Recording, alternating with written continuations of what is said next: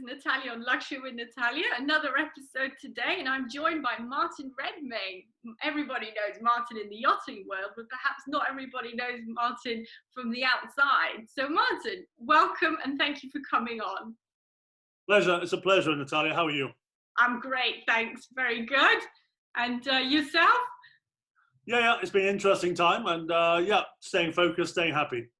Yeah, and then you've got your keep calm and carry on, which I just adore behind you there. It's sort of the mantra that we need to go by at the moment. It's been my mantra for a long time. I think that campaign was incredible when it happened, and it was a gift from one of my team members a long time ago, and it's just been part of my culture, if you like.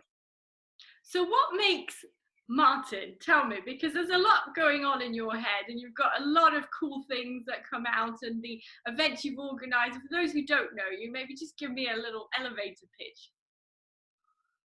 Okay, this is always the hard bit to talk about myself. I think what's interesting is that I fell into yachting by mistake. I was always a sailor as a young boy, but I fell into yachting by mistake, worked on yachts back in the 80s, and then worked for Boat International for late 80s into early 90s.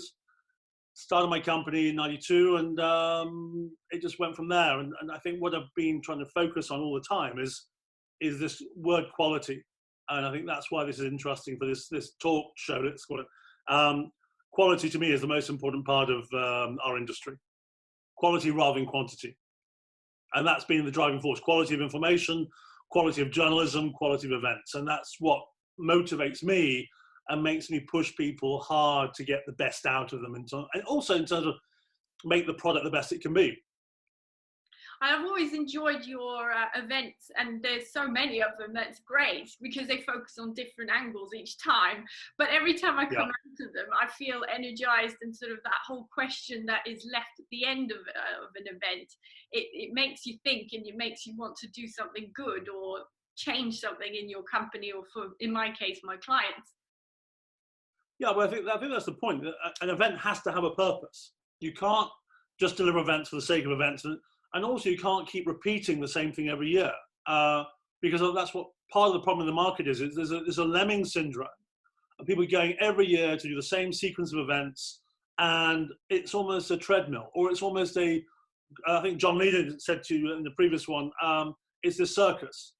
And I've used the word circus many years before, but it's like we've got to sort of make sure events deliver value and you get out of them what you expect to get out of them. What we try and do with our events is obviously make them slightly different, but also make them entertaining and I suppose challenge people to think a bit more differently about their own businesses. That's got to be part of our function.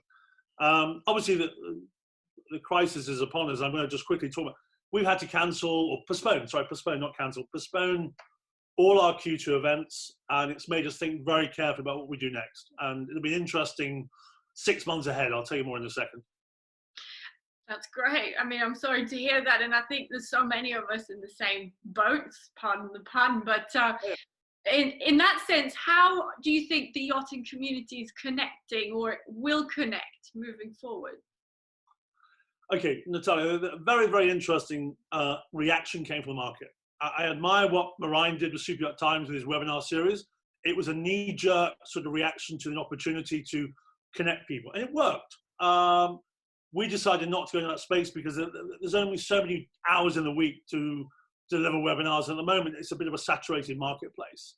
And I think everyone's trying to do something virtual. Obviously, there's things that Boat International did, there's things that other organizations have done, and it's become a bit of an overload. So I feel that people are going to start almost tuning out of them and start thinking, actually, it's more of the same. Yes, the topic's interesting, but actually, I've got a business to run.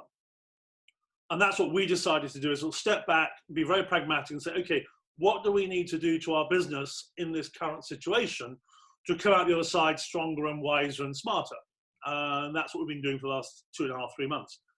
When I get into the space of what we will do with events in the new world, the brave new world we call it, is we have to do something virtual because we have an audience of 100,000 people on Superyacht News. We need to engage them because they don't all come to our events. We have probably what I'd say 10%, not 10%, no, probably 1% of that audience comes to our 1,000 people come to our events every year. whereas 100,000 online. So we need to tie those things together, which is what we're doing at the moment. But in terms of the current event landscape, I would love to challenge the market. Just say, listen, review what you've been doing for the last 5 years. We've got an amazing opportunity. And yes, I think Seabass and Liebel were brave to make that announcement. I think that will cause a catalyst of thought and rethinking and refocusing of every single company in this industry. Say, okay, what works, what doesn't work? Not just in events or shows or whatever, but everything they're doing in terms of marketing. And I think that's what is the opportunity. If we do it right, we can reset the dial. We can stop wasting money. We can start spending money smarter, in a smarter way, and evaluate. What we're doing a lot of at the moment, and that's probably one of our sweet spots, which you may not know about, is we're doing a whole host of research. Our intelligence team is doing massive research for clients, looking at what is happening, what is working, what is not working on a brand, customer perception, strategic position. So that's really interesting stuff. And it means that people come out the other side in, let's say, September, October, November, with a bit of a plan, with a bit more insight. I would love the market, especially the boat show organizers. Take Informa, for example. Whether they've done this, I don't know. But they should ask every single owner that's ever been to one of their shows, do we deliver what you want? Forget the exhibitors. They're only part of the journey. Ask the customers, are we delivering as an owner, not as a trade visitor, as an owner? Does this tick your boxes? I know lots of owners who don't go to boat shows because of the chaos, the crowd, and the, let's say, the lack of ability to really enjoy that journey. Great insight there, yeah, absolutely. But what do you think then about the new shows that came up, the Superyacht show and what would be this year the Superyacht Experience in the US? Is that not sort of what you're talking about? Well, I can't comment because I've never been.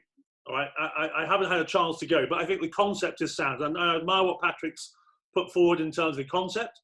I don't know how many clients, there's no what I call data yet that I've seen that says who came and what the results were. And I think this is the thing, measurement is key. And I've spoken to hundreds of brokers over the years and lots of shipyards over the years, and they all keep saying, we don't sell boats through boat shows. We promote our portfolio, we promote our opportunity, we promote our brand.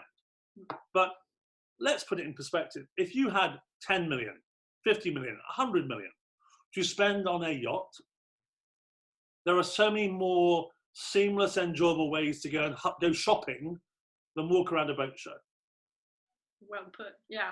But what do you think about the rest of the luxury industry? Because it's not just the yachting industry that is sort of going away from the events and having to because of the COVID-19. It's also sort of Art Basel or the luxury jewelry fairs. All those different gatherings that used to take place are now facing a different dimension and having to realign. Do you think that luxury in itself needs to be led by the hand? And if so, who is that person or that entity that will do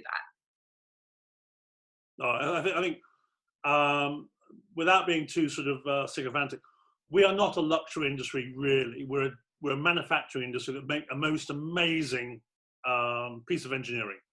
All right, I think we deliver a luxury experience and a luxury lifestyle.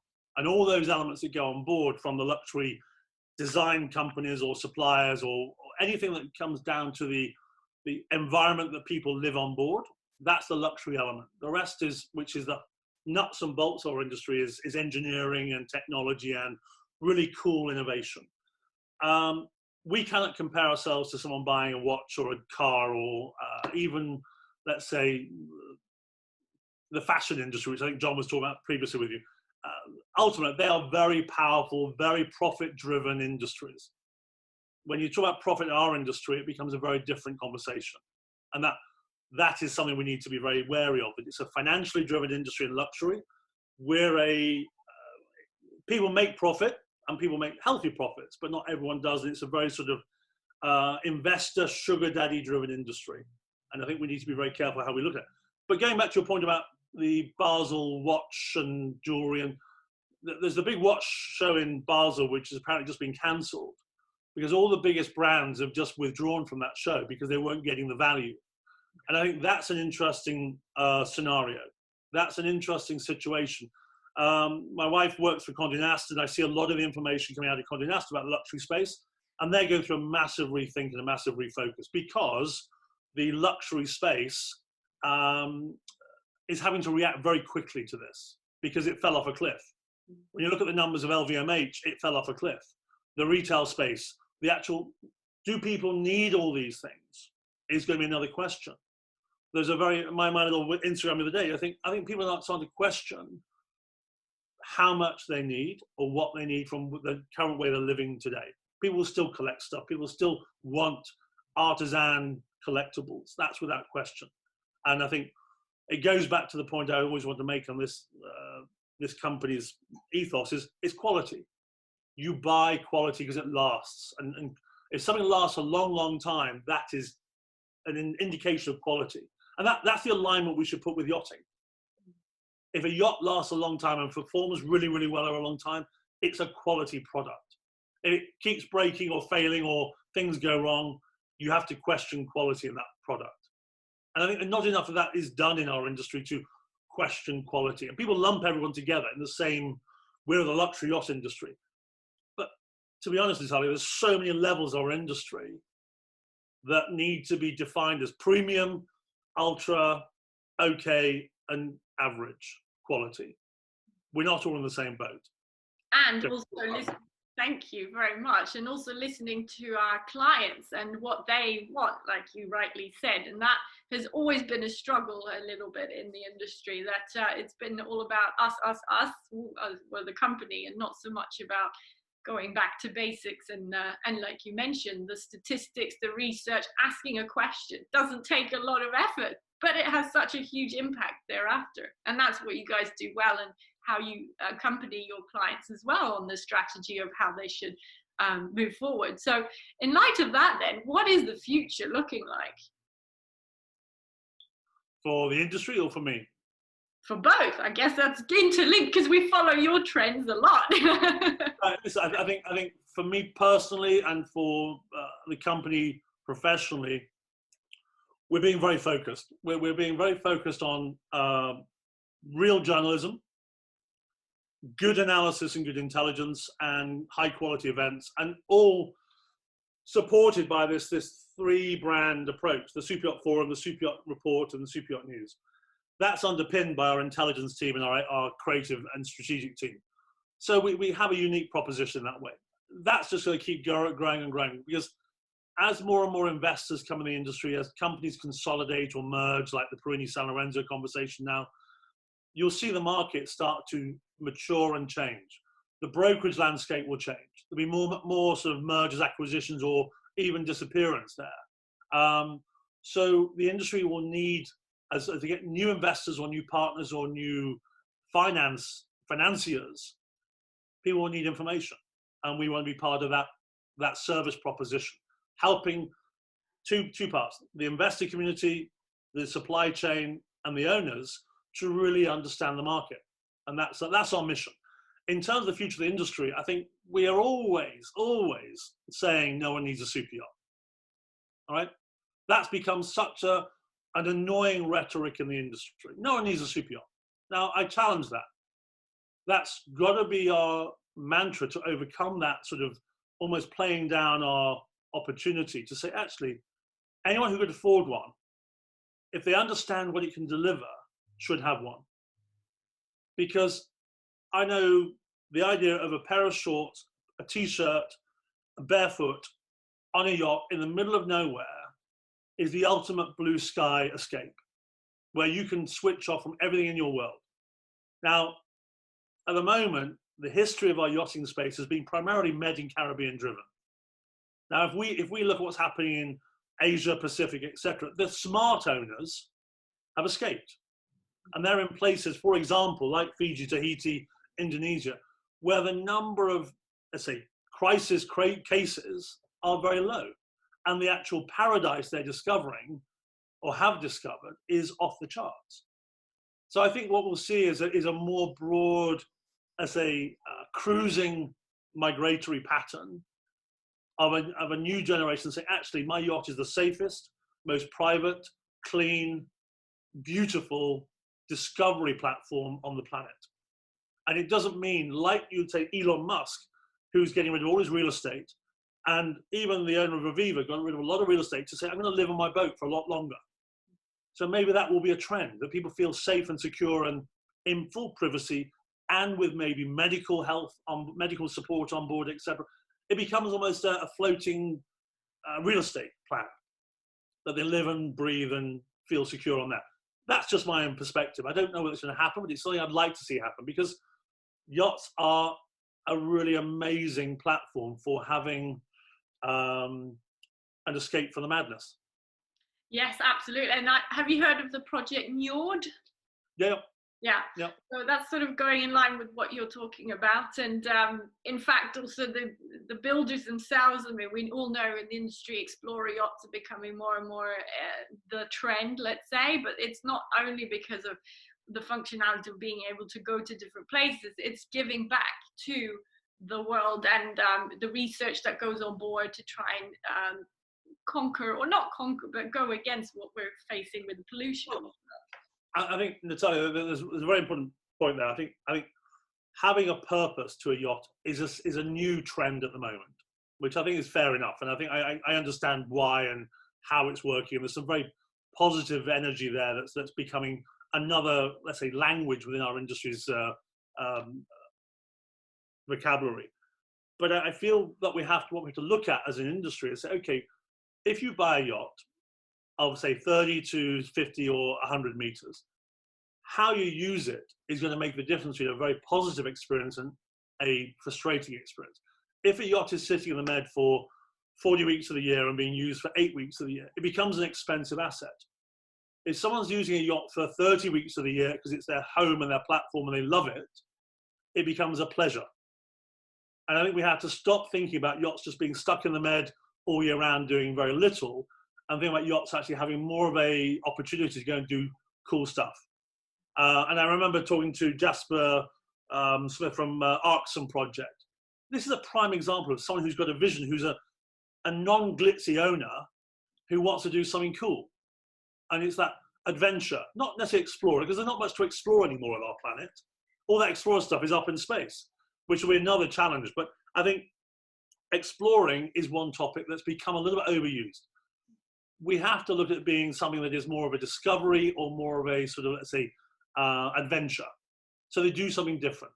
I was talking to someone in Hong Kong earlier this week and saying that the owners in the younger Chinese generation, the way they talk about yachting is what they've done with their boat, how they've enjoyed even simple things like paddleboarding with their kids.